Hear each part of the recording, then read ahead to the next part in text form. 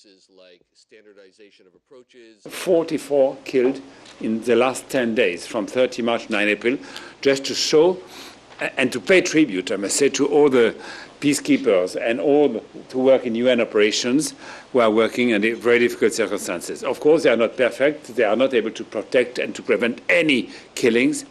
But at the same time, there is a life, 44 being killed in the last 10 days. Taking into account the very difficult financial situation. One of my tasks, and the task of the whole DPQ and DFS, is not to repeat what happened in the 90s, where there were several we all have in mind, and I started my job having in mind, of course, Srebrenica, Rwanda, or Somalia of the 90s.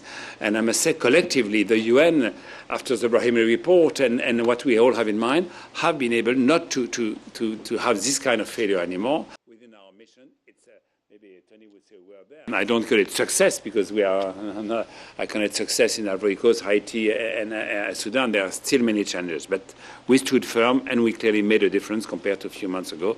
And in none of the cases we have left the place. On that, we don't have the report yet. The Security Council took side and decided that Mr. Babo should step aside. That was very clear unanimously.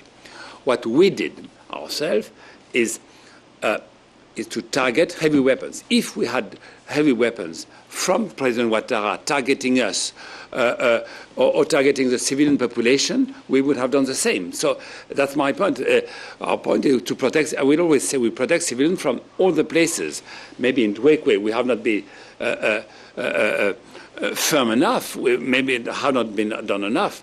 But the clearly instruction was to target the weapons, heavy weapons, as per the mandate, targeting the civilian population. He made a number of recommendations in terms of